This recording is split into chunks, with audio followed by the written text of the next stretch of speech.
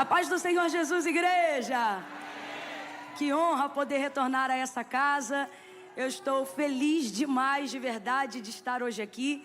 Eu disse ao pastor Edilson, disse à pastora Mísia, vir aqui me faz bem para a saúde. De verdade, eu sou muito abençoada quando eu venho aqui. Eu quero glorificar a Deus porque eu me lembro que na primeira vez que nós estivemos aqui, o Senhor falou sobre algumas coisas das quais em curto tempo Ele já vem cumprindo. E uma delas, eu me lembro que naquela ocasião, estava me lembrando aqui agora no período do louvor, a gente falava algo sobre o aéreo e tal, e logo depois eu me lembro que a igreja teve alguma experiência com alguma aeronave, né? Eu não sei como está isso hoje, porque já passa algum tempo, mas eu estava ali dizendo, Jesus, realmente, como o Eduardo disse aqui, é tão longe. Eu acho que dessa vez eu vou vir com uma fé dobrada para não falar sobre um aeroplano pequeno, mas o Senhor pode todas as coisas, né? A coisa assim grande, uma pista grande, alguma coisa, Jesus, para ser igual o Rio São Paulo, vim para Petrolina, vai ser igual o Rio São Paulo, que assim seja. E não estou dizendo que Deus está falando isso não, eu que estou falando o desejo do meu coração, porque tamanha é a vontade de estar com vocês em espaço mais curto possível de tempo. Vocês são felizes em habitar aqui nessa casa, em conhecerem esse lugar, em adorarem a Deus aqui. E como são felizes aqueles que entram por essas portas, viu? Muito obrigado pelo trabalho de vocês, pela vida de cada um dos irmãos. Vamos abrir as nossas Bíblias no Evangelho do Senhor Jesus, segundo escreveu Lucas. Glória a Deus, obrigada rapazes, obrigada meninas. Gente, vocês são extraordinários. Meu Deus do céu. Que vontade, da próxima vez eu vou vir com uma mala maior. Vontade de enfiar todo mundo dentro de uma mala e levar vocês para onde eu for. Nosso Deus. Não tem teto que resista, irmãos. Não tem ambiente que fique estático. Da mesma forma, quando você tem um ministério de louvor, cuja a preocupação, ou melhor, a ocupação é trazer Deus para aquele ambiente em adoração. E aí se cumpre verdadeiramente o que disse Davi, Deus habita no meio dos... Então quando a gente chega, Deus já está, né? Então de verdade, Deus abençoe, glória a Deus. Gente, hoje eu vou pregar fazendo uso de muita fé. Fé e coragem, porque tem que ter coragem, irmão. Que palavra foi essa? Eu quase que pego a asa da pomba e vou para longe daqui. Eu digo, eles que se virem aí, não tenho condições de administrar isso não. Só que aí quando eu estava pensando nisso, ele disse, o ingresso da obediência está sempre pronto. Falei, tá bom, Jesus, antes de quebrar minha asa, vou ficar aqui mesmo. Que noite extraordinária. Noite de resposta. Glória a Deus, glória a Deus. Deus abençoe seu servo, pastor Eduardo, meu marido. Esse profeta tem cama, mesa, candeeiro e esposa. Que alegria ser ministrada pela vida dele, de verdade. Meu Deus, que palavra, gente. Eu fico muito chocada. Eu pareço redundante, mas é que eu não quero que as pessoas pensem que eu estou falando isso por ser meu marido. Como meu marido, ele poderia ter qualquer outra qualidade, assim como tem, para que eu ressaltasse publicamente elogiando, né? Como esposo, como qualquer outra coisa que ele fosse vocacionado a fazer, né? Pela pluralidade dos seus dons, dos talentos que Deus confiou. Mas não é por ser meu esposo. Eu fico pensando assim, Deus, o que eu ia fazer se eu conhecesse o pastor Eduardo numa versão que ele não fosse meu marido? Aí na minha mente eu fico assim, eu já ia ficar amiga da esposa dele, porque eu não ia poder perder a qualidade dele como ministro, como amigo, porque você fica com vontade de ter alguém assim perto, né? Eu tenho um pouco mais perto. Mas é porque de fato é um profeta. Deus abençoe de verdade, que palavra, glória a Deus. Lucas capítulo 5, quem achou, diga amém. O Senhor me visitou, Ele me fez voltar hoje, aqui a uma palavra. E Ele confirmou isso pela palavra que já foi pregada. E em obediência estamos aqui. Evangelho do Senhor Jesus, segundo escreveu Lucas capítulo 5. Essa água é minha? É? Ninguém bebeu. Tem certeza, né? Tá rolando uma pandemia aí, você tá sabendo, né?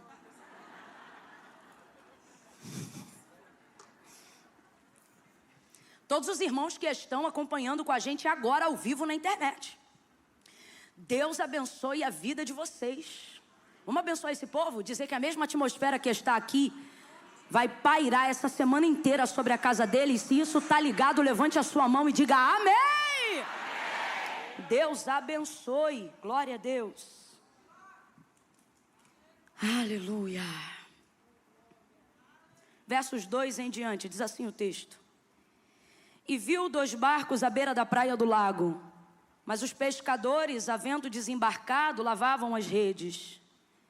E entrando em um dos barcos, que era o de Simão, pediu-lhe que o afastasse um pouco da praia. E assentando-se ensinava do barco a multidão. Quando acabou de falar, disse a Simão: faze-te ao mar alto e lançai as vossas redes para pescar. Respondeu-lhe Simão: mestre, havendo trabalhado toda a noite, nada apanhamos, mas sobre a tua palavra. Complete aí para mim, por favor. Mas sobre a tua... Eu não sei qual é a sua versão, mas diga a palavra comigo. Mas sobre a tua... Sobre a tua... Sobre a tua... Sobre a tua palavra lançarei as redes. E fazendo assim, colheram uma grande quantidade de peixes, e rompia-se-lhes a rede, de modo que fizeram sinal aos companheiros que estavam no outro barco, para que fossem ajudá-los. E eles foram e encheram ambos os barcos, de maneira tal que o barco quase ia a pique. E você diga amém por essa palavra. Os que estão de pé se assentem, glorificando a Deus nessa noite. Oh, aleluia, aleluia, glória a Deus. Essa pesca aqui você sabe, né? É a pesca maravilhosa, epígrafe do texto, ou seja, aquela parte que está em negrito. Na maior parte das Bíblias que tem isso, né? O intitulado da mensagem acima do contexto da história, vai estar escrito exatamente dessa forma: a pesca maravilhosa. Eu amo essa expressão porque não fala sobre a pesca da necessidade, não fala sobre o milagre da provisão, porque este milagre aqui não está baseado em necessidade. Diferente, por exemplo, de quando meditamos em Mateus 14 e percebemos ali a multiplicação de pães e peixes sendo projetada por uma necessidade de fome do povo que já estava no deserto há algum tempo com Jesus ali. Necessidade essa que foi criada pela própria humanidade que estava ali presente, porque na verdade Jesus não programou ir para ali para fazer nenhuma cruzada evangelística naquele dia. Isso aconteceu logo depois da morte de João Batista e ele foi ali para ficar sozinho, na verdade. Mas dada as devidas circunstâncias, ele realizou um milagre, porque para Jesus nenhum imprevisto se torna motivo para coisas ruins. Não, tudo absolutamente que acontece quando ele está no centro, por pior que pareça, torna-se motivo para maravilha, para o nome dele ser glorificado. Mas a bem da verdade é que quando nós vemos ali a multiplicação dos pães e dos peixes, nós percebemos um milagre que a necessidade projeta, provoca, mostrando, inclusive, né? Fica a lição para a gente, né? Porque tudo que Jesus faz é pedagógico, de que na verdade necessidade não desestimula, mas provoca sim alguns milagres. Só que é muito importante, e é por isso que eu sou tão afeiçoada ao texto de Lucas capítulo 5, quem me conhece sabe que eu amo esse texto. Eu sou muito afeiçoada a esse texto porque aqui fica muito claro a forma como a métrica do céu trabalha com a terra. E não é prioritariamente baseado em necessidade. A nossa mente, né, extremamente limitada, é que tem esse costume de acreditar que só necessidade provoca milagre. Volto a dizer, o exemplo aqui, né, a grosso modo, não estamos nem nos aprofundando teologicamente em todos os milagres que foram provocados por necessidade. Mas só aqui, lembrando no frescor aqui da memória, em Mateus 14, na verdade aquilo ali foi um improviso dentro da condição do povo. Não que Deus seja pego de forma surpresa, mas não expressa vontade prioritária. A vontade prioritária está no versículo anterior, dizendo que ele foi lá para ficar sozinho, ok? Agora veja, neste texto aqui, não é ninguém que vai apenas atrás de Jesus, mas Jesus, que sendo seguido por uma multidão que já estava acompanhando numa ministração da palavra, vai para agora a margem daquela praia ou daquele lago, dependendo aí da sua versão, e ele vai ministrar uma palavra naquela manhã. E ali não há, na verdade, a provocação da necessidade de um milagre, até porque a hora não motivava a necessidade de nada relacionado à comida. O texto é muito claro, era manhã. Chega ele ali e depois de ministrar vai liberar uma palavra para Simão, que já estava ali desde a madrugada daquele dia, trabalhando como sempre trabalhava. E ele é um pescador. E não é um pescador amador. É o ofício da sua vida, é a vocação que ele conhece e que ele pratica há tanto tempo. Então, se ele não pegasse absolutamente nenhum peixe naquele dia, naquela manhã, ele não passaria fome por causa disso. Você chega na casa de uma costureira, falta pano? Pode faltar o pano que você quer, mas falta tecido? Falta retalho? Falta linha? É o ofício dela. Você chega na casa de um pastor, você nunca encontra uma Bíblia só. Ele pode até não ter lido todas, mas vai ter no mínimo ali umas 4 versões. E alguém vai dizer, por que tanta Bíblia? É crente? Não, não é só crente, é crente, é pastor, espera-se mais dele. Então, quando você tem falta de algo numa área em que é a sua vocação, é a sua chamada, é a sua entrega, é o seu dia a dia, aquilo não tende a quebrar toda a sua vida por causa de um momento. O que eu estou querendo dizer aqui? Não há absolutamente provocação de necessidade para motivar Jesus a fazer esse milagre. Por isso a epígrafe desse texto não é a pesca necessária, é a pesca maravilhosa, porque isso sim move o céu prioritariamente. O que é que move o céu prioritariamente? Expectativa, desejo. Eu sempre digo isso, Deus não trabalha para quem precisa, Deus trabalha para quem deseja. Se houvesse trabalho de Deus, todas as vezes que se apresentasse uma necessidade, não haveria mais mendigos, não haveria mais doença, não haveria mais nenhum tipo de deficiência social entre as pessoas sobre a face da terra, porque nós vemos necessidade por todos os lados. Inclusive, o Deus que você vive dizendo que o adora, se você basear toda a sua fé acreditando que é necessidade que projeta e provoca milagre, esse Deus que você diz adorar, em pouco tempo você vai passar a odiá-lo. Porque você vai perceber necessidades latentes que não estão sendo supridas. Seja na sua vida ou seja na vida em comum de todas as pessoas. Porque Deus não trabalha baseado em necessidade. Deus não precisa que uma coisa fique muito ruim para ficar boa. Uma coisa muito ruim não impede Deus de deixá-la muito boa. Mas Deus não precisa que ela fique muito ruim para que só então melhore. E a verdade é que por causa da crença limitante da nossa cultura, e eu falo sobre isso porque nós estamos envolvidos, né, em um país que tem envolvimento com escravidão, e por mais que nós não estejamos vivendo mais esses dias, a realidade é que isso limita o nosso alcance de graça.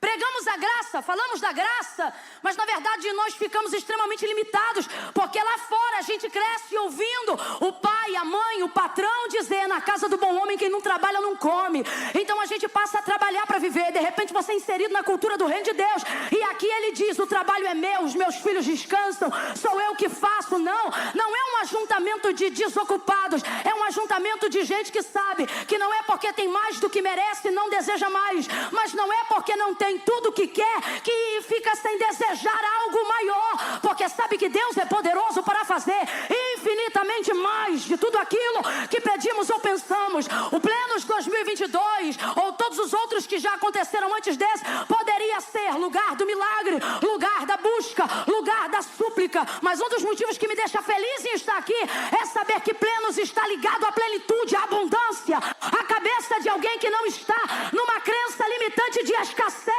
que precisa vir. Ah, por que você veio? Ah, eu vim porque eu preciso de um milagre. Ah, eu vim porque eu preciso de uma porta aberta. Participe disso na campanha que tem toda semana. Hoje veio pra cá não apenas quem quer ver suprimento de necessidade, mas quem quer viver em peso de glória, debaixo de uma palavra que já está sobre nós. Ah, Camila, eu não tenho nem vontade de pedir nada para Deus. Ele sabe tudo que eu preciso. Por isso que tu não recebe. Deus não trabalha de acordo com o que você sabe. Deus trabalha de acordo com o que você pede, de acordo com o que você solicita. O problema é que você tem usado todo o seu tempo com Deus só para atendimento de necessidades. E Deus está dizendo: eu tenho tanta plenitude. Ele está dizendo: você me conheceu sendo Jesus da multiplicação. Deixa eu te mostrar o Jesus da pesca maravilhosa. Você me conheceu vindo pela dor. Você me conheceu dentro de um caminho de necessidades. E o meu coração se move de compaixão por aqueles que me buscam por motivos como esse. Mas não limite, o Senhor está dizendo para alguém aqui hoje, não limite o nosso relacionamento a pagar contas, a trocar de casa, a mudar de carro. Eu tenho abundância de alegria, prosperidade, honra, demandas sobre a sua vida que estão atrasadas. Eu quero colocar em dia, mas não apenas isso, eu quero te colocar à frente do tempo que você vive, aonde há uma comunidade de atrasados. Eu quero que você seja um visionário, eu quero que você esteja à frente, mas isso não vai acontecer se você achar que a única coisa que move a minha mão é a sua escassez. Isso não vai acontecer se você achar que a única coisa que torna o nosso relacionamento íntimo é a dor. A gente tem que parar com essa mania. Eu não vou mentir, o sofrimento é a escola do aprendizado. Aleluia. Mas relacionamento com Deus que não depende de circunstância é a escola da fidelidade. E Deus está dizendo, relacionamento a gente tem, nós só precisamos afunilar a nossa intimidade. Jesus chega na beira daquela praia e o texto diz que ele avista logo ao longe, antes mesmo de chegar, 2 barcos. Quantos barcos? Quantos barcos? 2 barcos. Ele já avistou, antes mesmo de chegar, 2 barcos. De novo, quantos barcos? Abra bem essa boca, quantos barcos?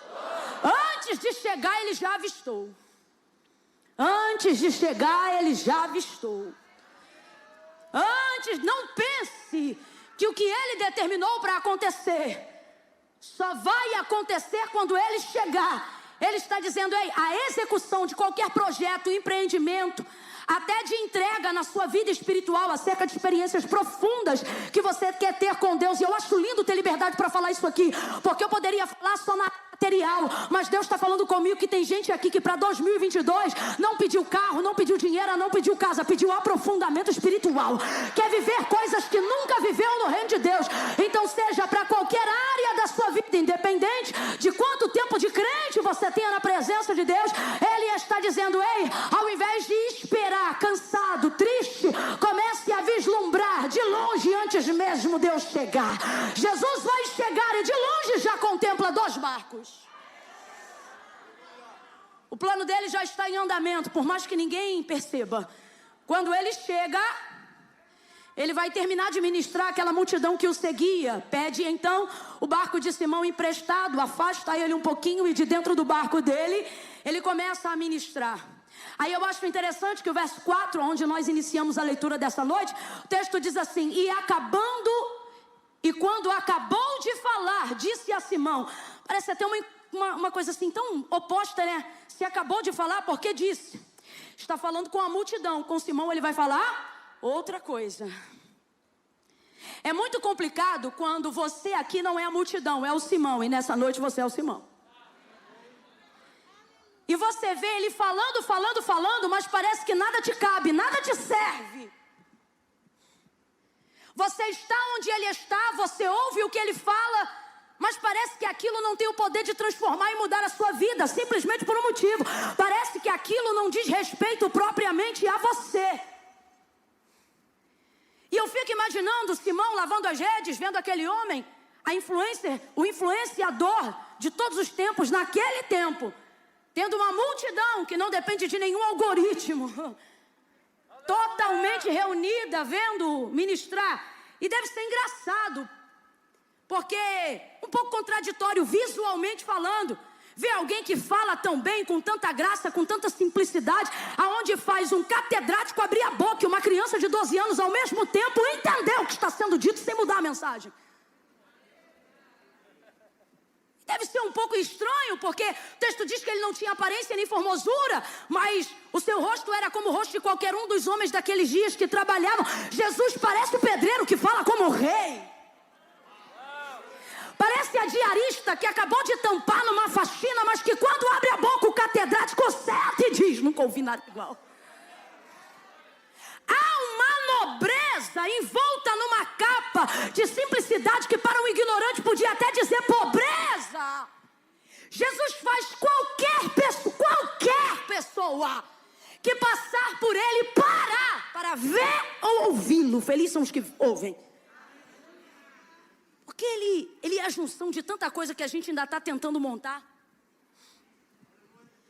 E eu imagino Pedro lavando e vendo aquelas pessoas admiradas, honrando, assentadas em silêncio. Mas para ele, efetivamente, parece que o que Jesus está dizendo para eles não muda o que aconteceu com ele, ou não dá esperança para o que vai acontecer agora. Aí o texto diz: e quando acabou de falar, disse a Simão, falou a todos, mas agora vai falar somente a ele, só a Simão. O Senhor está dizendo: eu nunca vou estar em um ambiente aonde, por mais que eu fale a todos, você perseverando nesse ambiente, eu não vou me dirigir a você. Oh, Jesus está aqui nessa noite. Jesus está aqui nesta noite. E Ele tem falado a todos nós. Mas pegue na mão de alguém aí agora e diga: Ele vai falar com você. O que é isso, Camila? Ele já tem falado comigo. Eu estou falando individualmente acerca de algo que talvez você viu Ele falar sobre a vida dos outros, fazer sobre a vida dos outros. E você diz: será que nesse ano será meu nome que eu vou ver saindo da boca dele? Irmãos, eu nunca falei isso, apesar de ministrar tantas vezes neste texto. Mas hoje o Senhor me disse: diga a estes que estão presentes que o nome deles será mencionado na minha boca. O que é isso, Camila? Ele vai encontrar a individualidade da sua dor, da sua frustração, do ministério que Ele te confiou, do teu chamado, e Ele vai te responder sem que haja dúvidas. Esta palavra está na minha cabeça desde a hora que o ano começou. 2022 não será um ano de dúvidas. 2022 não será um ano de dúvidas. Acabou de falar a eles e disse a Simão: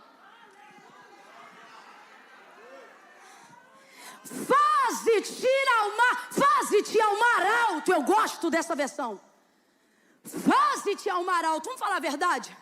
Jesus, consciente do que ele já havia feito durante aquela madrugada, qualquer pessoa dentro de uma conjugação normal, independente de idioma, é levado a, ao invés de dizer faze-te, dizer volta. Tanto é que tem uma série de outras versões aí que não está faze-te, está voltai. Se você viu uma pessoa fazer uma coisa, se você viu, e aquele não estava pessoalmente para ver, mas a sua onisciência de Deus já sabia tudo aquilo que ele havia feito e havia fracassado naquela madrugada. O Senhor então diz para ele: faze-te ao mar alto. Por que eu gosto muito dessa versão? Porque qualquer palavra que você espere de Deus para um avanço na sua vida, você nunca quer que ela comece dizendo volta. Todo mundo aqui, irmão, que é o Deus de Abraão, o que diz vai. Sim ou não? Sim ou não? Mas o Senhor, na verdade, vai mudar a vida de Pedro, não dizendo para ele vai, mas dizendo para ele volta. Volta. Só que essa versão aqui é mais inspiradora, porque ela não fala sobre ele refazer o que já fez. Ela fala sobre ele fazer mais uma vez. Entenda isso.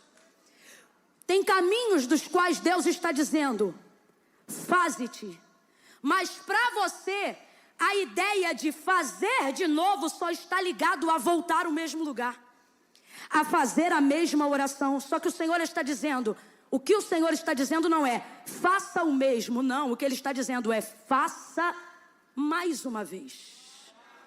Isso aqui na verdade não é refaça, é faça de novo. Tem diferença, Camila, tem diferença. Faze-te aqui na boca de Jesus em direção à vida de Pedro não tem a ver com retrocesso, tem a ver com progresso.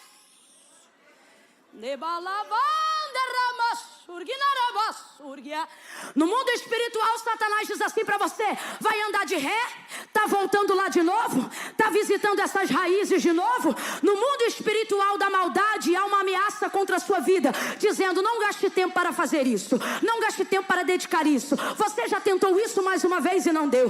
Você já fez isso a noite toda e nada adiantou. Você orou a madrugada inteira, vai orar meio-dia de novo. Você fez campanha semana passada, vai fazer campanha de novo. No mundo da maldade espiritual, a ameaça é: você está cansado de fazer de novo. Mas no mundo de Deus, o Senhor está dizendo: receba frescor para fazer algo, algo que você conhece como você nunca fez, algo que você já sabe fazer, mas você vai sentir o que nunca sentiu, vai realizar como nunca realizou. Pedro vai dizer ao Senhor: olha, havendo trabalhado toda a noite, nada apanhamos, mas sobre a tua palavra. Não é sobre o que não aconteceu, é sobre a palavra.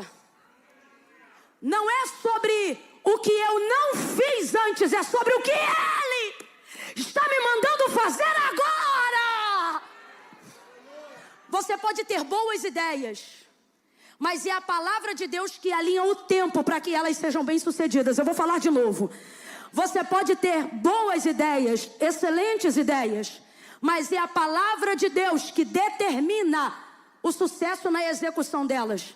Eu me lembro que há 2 anos atrás, antes da pandemia, no Plenos que estivemos aqui, o Senhor falou sobre Abraão, sobre Terá, seu pai. Quem estava aqui ainda lembra dessa palavra? Diga glória a Deus. E eu me lembro que naquela ocasião, Terá sabia para onde ir, Canaã. Lembrem disso? Vocês se lembram disso? E ele sabia também como chegar, lembra disso?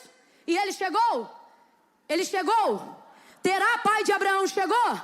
A ideia era boa e ele conhecia o caminho, mas ele não chegou. Abraão nunca idealizou, pelo menos não que se há registrado no texto sagrado, mas Deus disse: sai da tua terra, da tua parentela e vai para a terra onde eu vou te mostrar. Quem lembra que terra era essa? Canaã. E diga para mim, ele chegou ou não chegou? Chegou ou não chegou? Porque não é a referência aqui não é sobre o que não fizeram, não é mesmo sobre aquilo que eu mesmo já fiz, mas é sobre aquilo que Deus está me autorizando a fazer agora. Isso não é sobre o que eu gostei, isso não é sobre uma boa ideia que eu tive, isso aqui é sobre a palavra de Deus. Pedro já havia feito, Pedro sabia como fazer, só que ele deixa claro, não é sobre isso. Eu não vou agora voltar para o mesmo barco, para as mesmas redes e para o mesmo lugar, porque eu sei, eu quero deixar claro para o Senhor que eu só estou indo por causa da sua palavra, porque aquilo que aconteceu antes não vai me impedir de fazer o que o Senhor está me mandando fazer agora. Deus está visitando aqui agora pessoas que pensaram que o ano de 2022 seria um ano de repetir histórias por estarem vivendo cenários semelhantes com o que viveram no ano passado, mas assim diz o Senhor: o cenário é o mesmo, o barco é o mesmo, a rede é a mesma, mas a palavra é atual. A palavra é para este ano, a palavra é para agora, a palavra é para já. Não é sobre o barco, Pedro, não é sobre a rede, não é sobre a geografia marítima, é sobre a palavra. O problema é que Deus está te dando uma palavra hoje, mas a referência do cenário que você tem é antiga. Você diz: eu já ouvi algo assim e não aconteceu nada. Já estive numa igreja, numa conferência assim e não vi mudança nenhuma. Já entrei numa campanha assim, já dei uma oferta assim. Já fiz algo assim, mas não aconteceu. Você está parecendo Marta, recebendo Jesus no dia da ressurreição de Lázaro. Jesus vem para ressuscitar e Marta cheia de referência do passado. Jesus entra em Betânia e ele diz 16 estádios antes para os seus discípulos: Lázaro está morto, mas eu vou ressuscitá-lo. Diga para mim, Jesus depende de alguém para ressuscitar Lázaro? Mas ele não ressuscita enquanto não injeta fé no coração de quem ele não depende. Não, é só você prestar atenção. Jesus disse 16 estádios antes para os seus discípulos que não queriam voltar à aldeia: Lázaro está morto, mas eu vou ressuscitá-lo. Então ele já decidiu ressuscitá-lo, sim ou não? Dependia da fé de Marta para isso? Dependia da fé de Maria para isso? Dependia de algum dos seus discípulos para isso? A decisão já estava tomada. Aí você diz, se a palavra de Deus é a verdade sobre mim, por que ele não faz o que ele quer? Ele diz, porque eu posso fazer tudo que eu quero. Inclusive a decisão sobre a tua vida eu já tomei, mas não vou para a porta da sepultura enquanto você não ativar a sua fé. Enquanto você não olhar para onde eu estou olhando. Enquanto você não for capaz de ver aquilo que eu estou vendo. Enquanto você não for capaz de executar aquilo que eu estou te mandando. Porque fé não é sobre realizar, é sobre obedecer. Quando ele chega na aldeia, Marta diz, se o Senhor estivesse aqui, passado, estivesse. Se o Senhor estivesse aqui, meu irmão não teria morrido. Eu acho tão lindo que Jesus conjuga a palavra o tempo todo, inspirando a fé dela e no presente. Ele diz assim, Marta, teu irmão vai ressuscitar. Olha isso, vai. Aí ela diz assim, eu sei, na colocação do grego está, eu creio, então tem fé, mas está toda errada. Naquele grande dia... Ela pega o que Jesus quer fazer agora e joga para que dia? Futuro, aquele grande dia. E ela pensa que o que aconteceu no passado vai impedir o que ele quer fazer no... É só você ver, se o Senhor estivesse. Sabe o que ele está dizendo? Eu creio tanto em ti, que se o Senhor tivesse chegado antes. Imagina Pedro dizendo para Jesus, se o Senhor tivesse vindo na madrugada.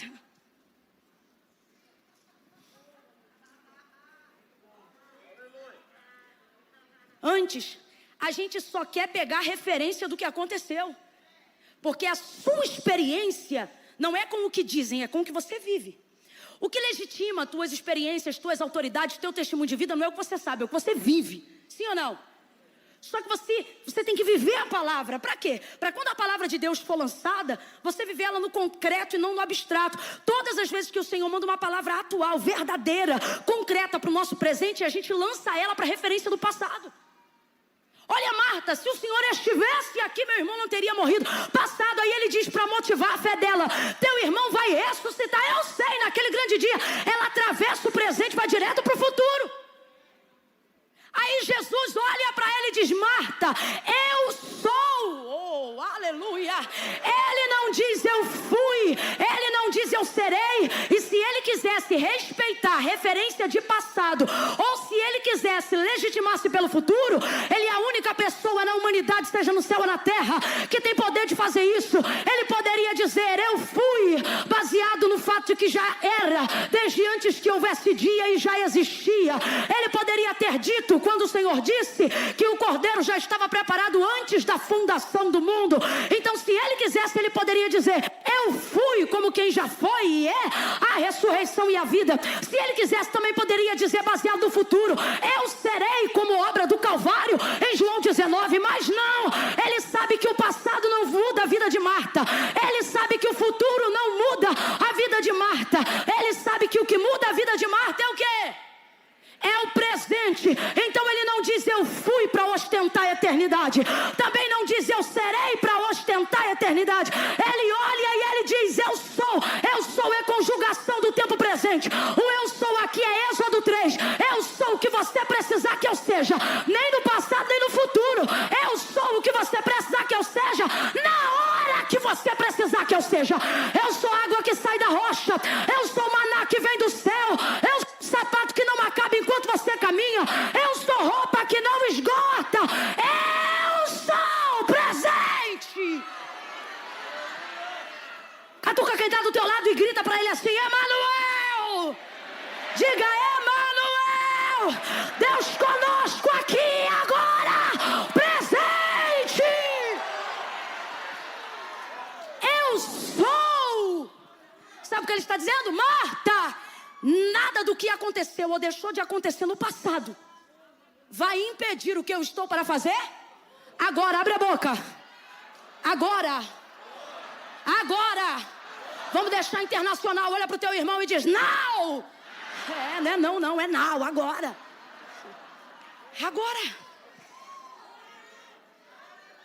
E se eu te dissesse que neste ano de 2000... Se eu te dissesse que nesse ano de 2022 é você que está jogando para 2023, coisa que Deus está dizendo, eu quero é esse ano, eu quero é esse. Ele está dizendo, ei, Você não precisa de fé para ver eu fazer o que disse que faria. Abre a mente, vou falar de novo. Você não precisa de fé para ver o que eu disse que faria. Sabe por quê? Eu disse que faria pelo meu poder. Eu disse que faria pela minha palavra. Se isso é verdade, por que o Senhor ainda não fez? Porque eu não preciso da sua fé para fazer nada. Mas se eu fosse você, eu tinha fé, Marta. Por quê? Porque o que eu disse que ia fazer, não vou fazer baseado na sua fé, vou fazer baseado na minha palavra. Então faz logo, Senhor. Não, é por isso que você não precisa de fé para ver Deus fazer. Você precisa de fé para receber o que já está feito. No mundo espiritual já está feito, o plano já está feito e está executado. Quem entende isso, reage agora diante desta palavra. Pega o que é teu, pega a tua palavra, pega as promessas, tome posse do que ele já disse. Isso aqui é para quem crê. Quem não crê, coma menos. Sacode alguém e diga: é esse ano, é esse ano, é esse ano, é esse ano. Vai ter salvação esse ano, cura esse ano, batismo esse ano, renovo esse ano, mudança de ciclo esse ano, libertação esse ano, restauração esse ano. Esse filho volta para a casa de Deus esse ano. É esse ano. O nome de Deus é já. Complete aí, Petrolina. O nome de Deus é. O nome de Deus é. O nome de Deus é. Sai do passado. 2022 ele não repete história. 2022 ele não repete história. Mas por que não está acontecendo? Porque está repetindo o cenário. Aí a tua referência do cenário te dificulta entender uma nova história. Mesma rede, mesmo barco, mesma praia.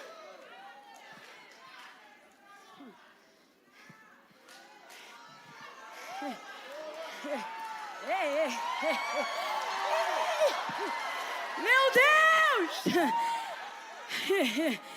Camila, fale aí alguma coisa. Pera que eu também tenho o meu momento. Fala comigo também.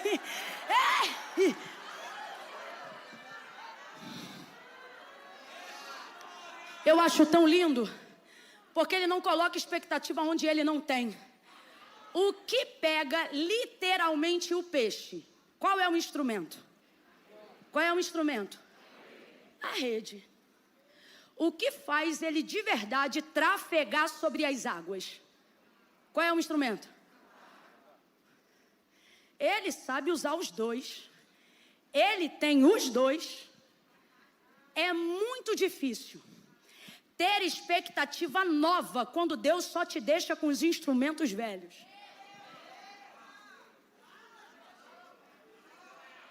Por isso que de vez em quando nossa referência fica meio perdida. O tempo é novo, a palavra é agora, a profecia é para esses dias. Mas a referência dos instrumentos que não mudam, por quê? A igreja é a mesma, o pastor é o mesmo. Alguém diz assim, o púlpito até mudou, mas é a mesma. E no caso aqui de vocês, privilégio, né? Glória a Deus. Aqui eu me lembro de Daniel, quando o rei mandou chamar e a primeira pergunta que fez a ele é: és tu aquele Daniel? Eu espero entrar naquele lugar que passa ali na hora da oferta, naquele triângulo que Deus mostrou quando nem mapa a gente tinha, e poder olhar para a verba em Petrolina ali e dizer: o púlpito mudou, as cadeiras mudaram, o som mudou, mas vocês ainda são os mesmos íntegros, honestos, efusivos, pungentes. Por quê? Porque aquilo que a gente é não pode estar baseado naquilo que a gente tem. Por isso a sua expectativa não pode apoiar-se em instrumentos novos, em dons novos, em cultos novos, em pessoas novas. É isso que está atrapalhando o seu nível de projeção para ver e viver as maravilhas que Pedro viveu nesse dia, no mesmo dia que o Senhor o chamou. Pare de se debruçar sobre as circunstâncias. Agora, veja como Deus não manipula expectativas, mesmo tendo Ele todo o poder. Diga para mim com inteligência, Jesus sabia que apesar de voltar para o mesmo mar, para o mesmo barco, para as mesmas redes, Pedro iria fazer a maior pesca que já fez na sua vida, sim ou não? Sim ou não? Seria natural de qualquer pessoa a quem você quer exigir ou motivar, trazer esperança, né? Expectação. Você motivar essa pessoa. Como você quer obrigar seu filho, não vou nem dizer obrigar, mas impelir o seu filho a repetir, a fazer novamente uma coisa que ele já fez. Só que para ter sucesso, você quer que ele faça melhor, quer que ele faça com um novo empenho, ok? Com uma nova expectativa. E aí, normalmente, equivocadamente, achando que é pedagogia, que é ensino, você diz assim, vai porque agora vai dar certo. Vai porque agora eu vou te dar isso. Vai porque agora eu vou te dar aquilo. E você percebe que Jesus não trabalha na expectativa de Pedro, não. Eu vou perguntar de novo. Jesus sabia ou não sabia que ele iria fazer a maior pesca da sua vida? Sim ou não? Sim ou não? Mas Jesus não diz, vai, porque agora você vai ver que vai valer a pena. Vai, porque agora você vai pegar a maior quantidade de peixes que você já pegou na vida. Vai, porque agora vai ser... Não, Jesus só diz, volta. Se eu fosse resumir, e faz de novo. O que você já fez antes de eu chegar? Aí às vezes a gente diz, e qual é a diferença? A diferença é que dessa vez, eu cheguei. A diferença é que dessa vez, você está debaixo de uma... Então, como ter expectativa nova quando Ele me manda fazer uma coisa que eu já fazia? Como ter uma expectativa nova quando eu venho para o Plenos e quero ouvir Deus dizer, pare de orar por essa pessoa. E Ele diz, continue orando por este homem. E aí você pensa, de que jeito? E Ele diz, do mesmo jeito que você vem orando sempre. É complicado, sim ou não? Jesus não mexe no resultado para aumentar a expectativa de Pedro. Quer melhorar a motivação de alguém? Antecipa para ela o resultado. E a motivação muda. Muda ou não muda? Ora, se muda, por que não fez? Já foi pregado aqui. Eu vou considerar o voo que o pastor Eduardo pregou, né? A altura. Ele disse, no voo você desfruta, mas é embaixo que você aprende, ele disse. Na escola de Deus é assim. Milagre, ainda mais esse, não é para Jesus aparecer. Pense numa pessoa que não precisa se autoafirmar como Deus, é Jesus. Despojou, parece que eu vejo o pai dizendo, filho, leva pelo menos isso aqui. Não, eu não vou levar nada.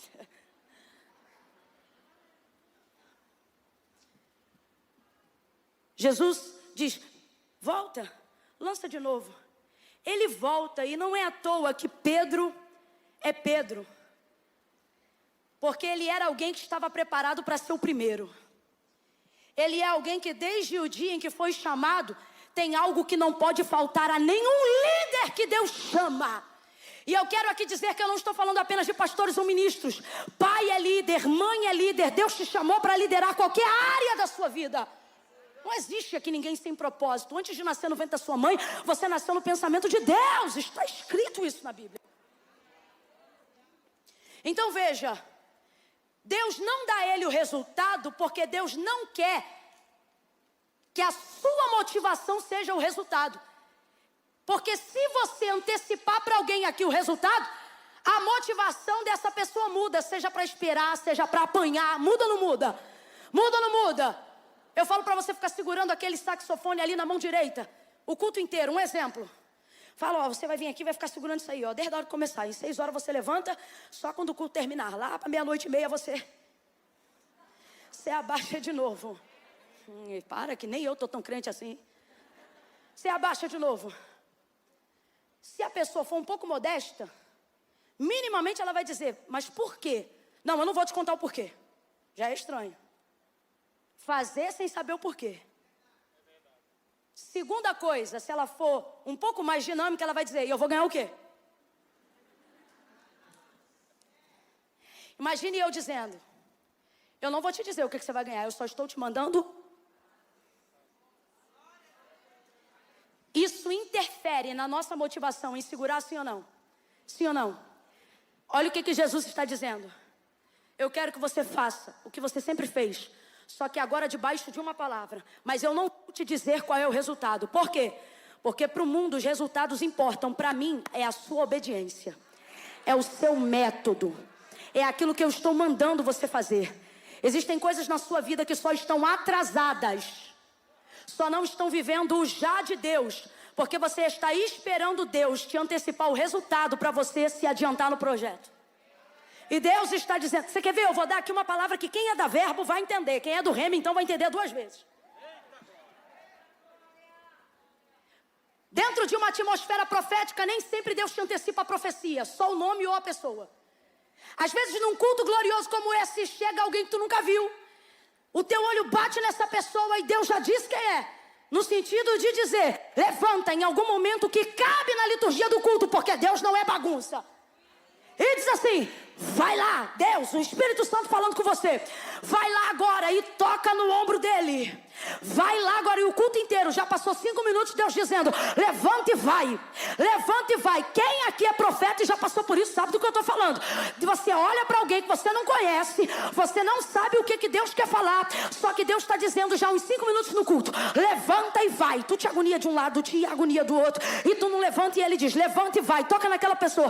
Meu irmão, pode ter 1000 pessoas na igreja, mas você sabe, é aquela dali de blusa verde limão, saia rosa e cabelo pro alto. Você pensa, tá ali na tua frente, e Deus dizendo, vai lá agora porque eu vou te usar para ela. Vai lá agora porque você vai ser profeta na vida dela. E você tá lá dizendo, tá bom Deus, eu vou. E por que não foi ainda? Porque você fica esperando a profecia. Olha os profetas aí. Aí às vezes numa atmosfera como essa acontece isso aqui, ó, num ambiente espiritual. Alguém que não é mais você, depois de um tempo, levanta e vai naquela pessoa que Deus deu para você. Se é profeta, sente vergonha. Se é covarde, sente alívio. Você diz, olha lá, ó, que alívio, Deus mandou alguém. Covarde. Se é profeta, você diz, que vergonha, Deus falou comigo. E eu não fui. Aí numa outra experiência, se for profeta mesmo e ficar envergonhado, Deus diz assim, levanta, tu nem sabe para ir para onde, tu já, ó. Eu me lembro de dias que eu queria tanto ir pra rua, porque eu não sei o que tinha na década de 80 na rua, que a nossa alegria era ficar na rua. Quando minha mãe pegava um dinheiro e dizia assim, vai na padaria. Diante de Deus, eu me lembro disso acontecer várias vezes, a gente corre. E minha mãe dizia, menino, espera, eu não falei o que é ainda. Tá, fala aí o que é pra comprar, vontade. Aí numa outra experiência, Deus diz, levanta. Você levanta, já tá pronto. É aquele ali. Você espera Deus falar? Aí você vai viver a segunda experiência que todo profeta já viveu um dia. É ir caminhando sem saber o que vai dizer.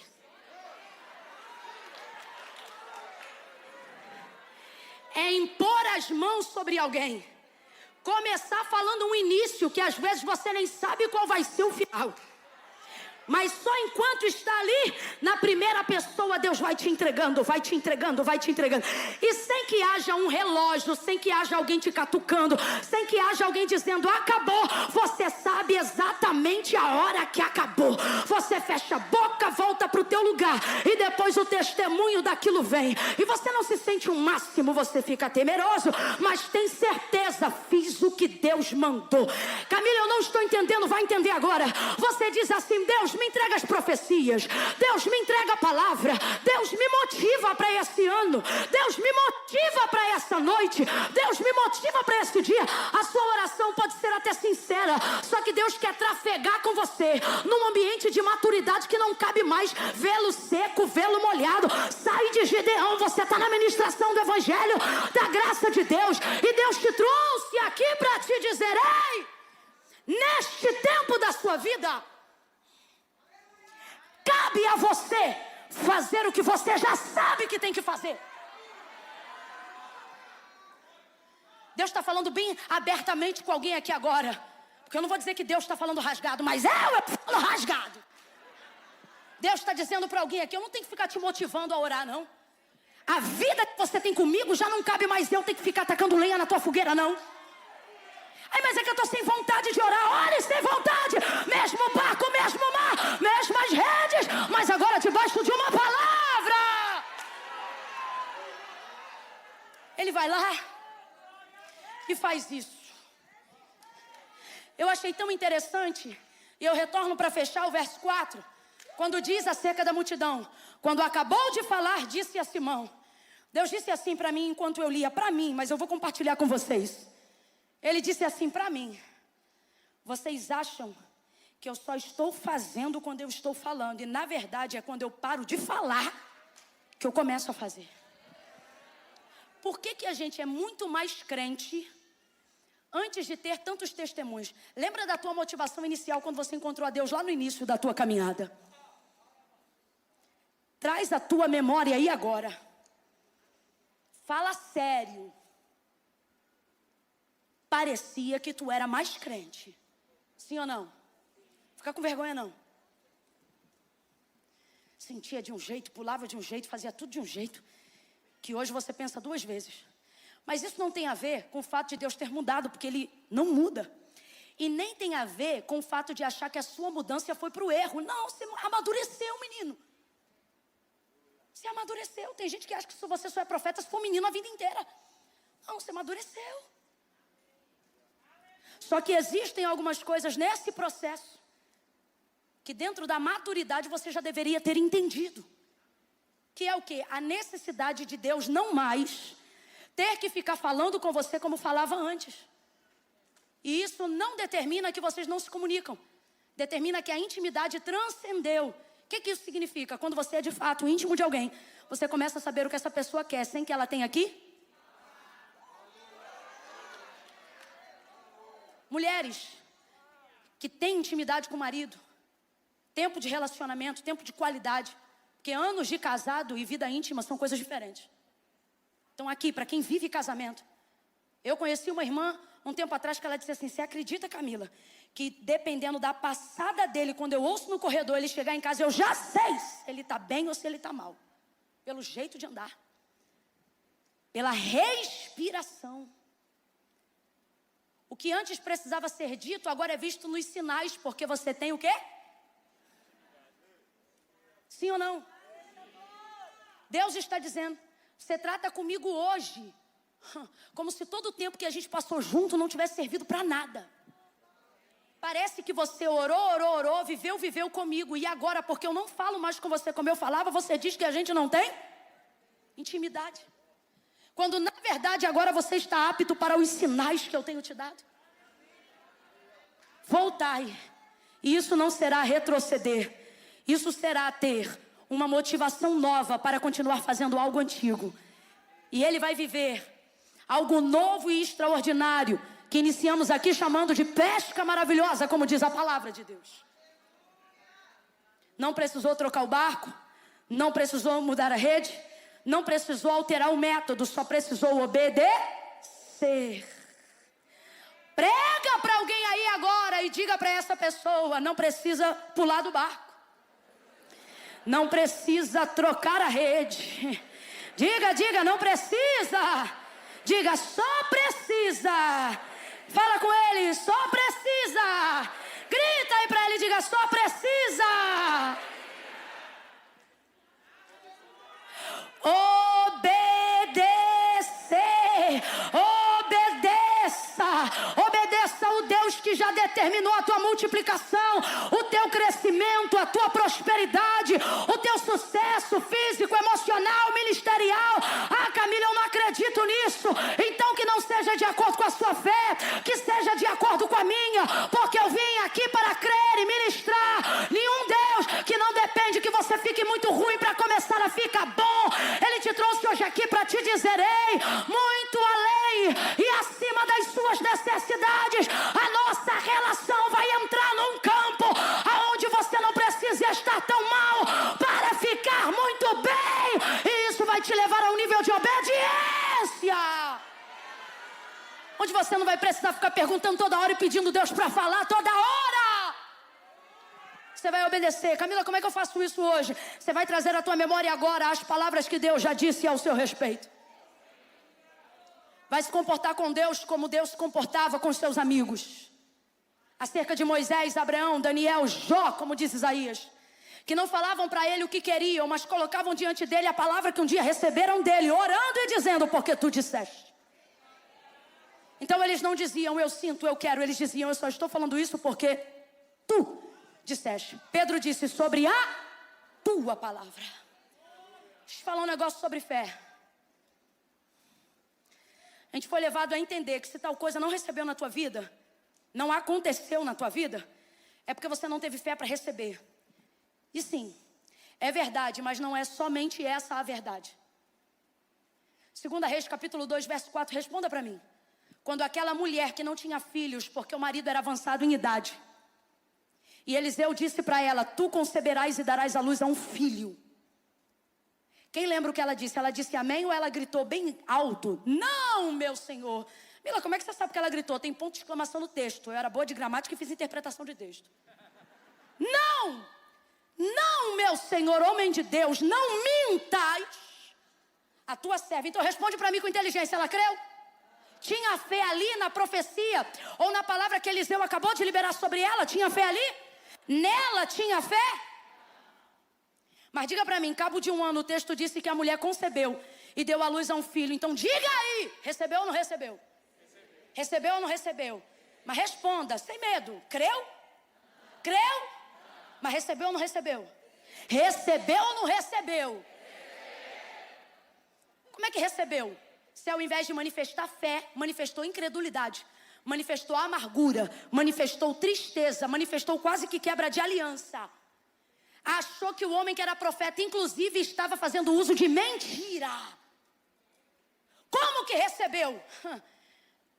Porque nem tudo que Deus usa alguém para liberar sobre a sua vida conta com a sua fé. E vou dizer mais. Se o profeta for inteligente, ele não vem para o culto contando com tua fé, porque ele não te conhece. Você imagina se o sucesso do ministério de qualquer pastor, de qualquer igreja, de qualquer mãe e pai que ora pela libertação de um filho, dependesse da fé do filho para receber. Um filho que não quer ser crente, um marido que não quer se converter, uma mulher que não quer mudar o desvio de conduta dentro do casamento. Imagine o intercessor contando com a fé de quem ele ora. Esse milagre ia acontecer? Mas por que ainda assim ele acontece? Porque nem todo milagre conta com a fé de quem pede para receber. Muitas vezes o milagre conta com a fé de quem está autorizado para profetizar.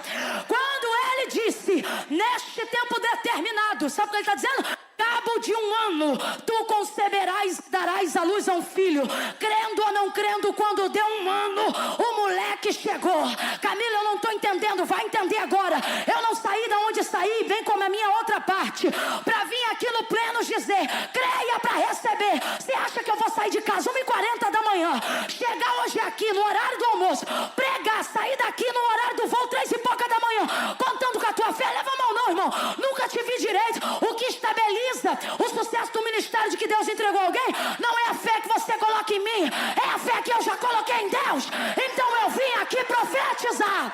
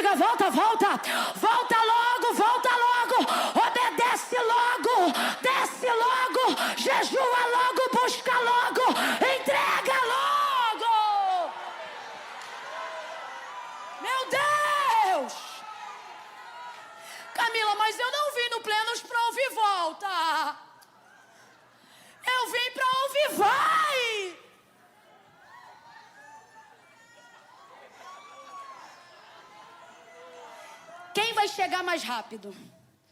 Presta atenção. Quem viu que errou e fez o retorno? Ou quem vê o GPS dizendo retorno, retorno, e continua avançando achando que vai encontrar um atalho? Viu o retorno, entra logo, até porque isso não é sobre ter carro, é sobre ter combustível.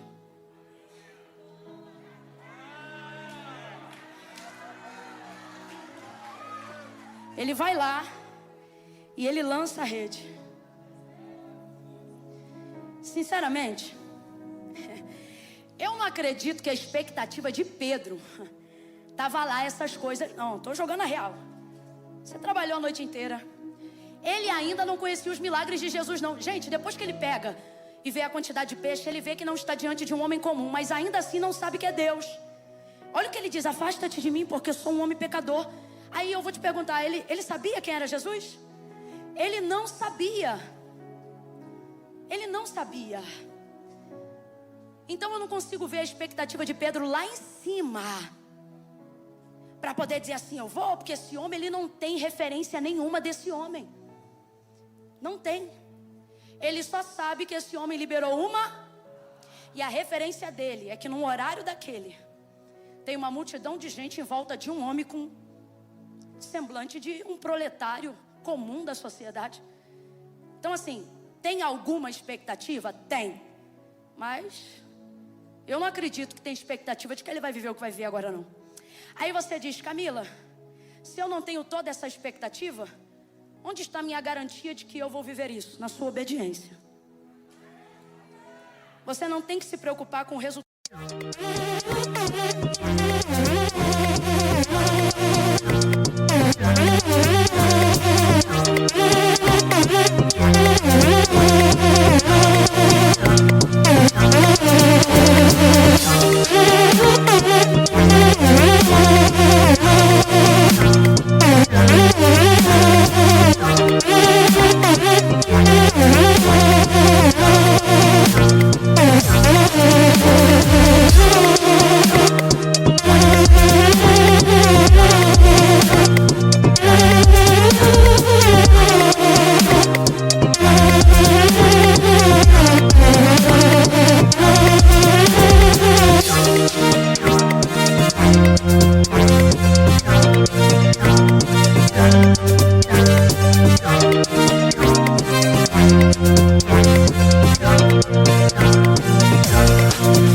Você tem que se preocupar com o método, com a sua entrega. Quando você usa o seu tempo para obedecer, o resultado não interfere no que vai acontecer depois. Não, escuta. Quando você sabe que deu tudo de si para obedecer um comando, o resultado pode frustrar todo mundo. E você pode ficar até um pouco triste dizendo, não imaginava que isso ia acontecer. Mas quem não deu tudo de si vai dormir mal. Mas quem deu tudo de si, com resultado bom ou não, dorme bem, dizendo, eu sei que eu dei tudo de mim. Estou mentindo? É verdade. Porque isso não é sobre o que eu ganho no final. É sobre como eu me comporto no durante. Olha para cá. A paz que você procura não está numa conta lotada de dinheiro. O que difere um bilionário que não consegue dormir, como disse Salomão em Provérbios, e o que difere um homem que só tem um bocado de pão da semana, é que um tem o resultado, mas o outro tem a paz que só desfruta quem viveu o processo integramente. Ele volta, lança, puxa. O sinal da rede romper não é que Deus não está com ele. É só o sinal para ele lembrar que quando Jesus chegou à beira da praia, ele viu quantos barcos? Quem lembra? Quantos barcos? Não é porque Deus está usando o teu barco, o teu ministério, tua empresa, tua família, que no final das contas isso é só sobre você. Deus está dizendo, sabe por que eu estou deixando a rede de algumas pessoas aqui que já começaram a obter alguns resultados pela obediência rasgar? Não é porque eu não estou mais com vocês, é porque vocês viram tanto peixe, tanto resultado, que se a rede não rasgasse, vocês não dividiam, não compartilhavam. Porque olha o que o texto diz, que quando Jesus chegou à beira da praia, ele viu quantos barcos? Quantos barcos? Às vezes Ele fala tanto só com a gente, que a gente pensa que isso é só sobre a gente. Só que nada do que Jesus vê, Ele desconsidera. Se Ele vê, Ele considera. Tem gente na tua casa, tem gente na tua empresa, tem gente nos teus negócios, tem gente na igreja que você congrega, que você pensa: ah não, isso é sobre a minha lágrima, sobre a minha dor, sobre a minha obediência. O Senhor está dizendo: a palavra está sobre você, mas o resultado pode ser estendido na tua comunidade. O resultado pode derramar sobre o teu pastor. O resultado pode derramar sobre a tua igreja. Mais do que isso, o resultado deve ser compartilhado. E sabe como eu aprendi isso? Na oração do Pai Nosso. Perceba: tudo que vem de mim, eu posso chamar de meu. Sim ou não? Sim ou não? Mas tudo que vem de Deus, ainda que recaia sobre mim, tira de mim o direito de dizer que é meu. E obrigatoriamente eu preciso dizer que é. O Pai, antes do Calvário, antes de Jesus ir ao Calvário, e a graça seja a graça salvífica que hoje é sobre todos nós, antes do Calvário, tornava o Pai de todos nós. O Pai era de quem? Abre a mente, o Pai era de quem? O Calvário reatou, trouxe, mas o Pai era de quem? Só que quando Pedro disse: nos ensina a orar, ele disse: entra no quarto. Ele disse: Pai meu, se eu fui enviado por Ele a vocês, então o Pai não é meu, porque tudo que vem de Deus para nós não é meu, é Pai nosso que está no céu. E ele continua: santificado seja o teu nome, venha a nós o teu reino, seja feita a tua vontade. Daqui para lá é tudo dele. Daqui para... assim na terra como é no céu. Aí agora olha o que vem do céu: o pão de cada dia dar-nos hoje.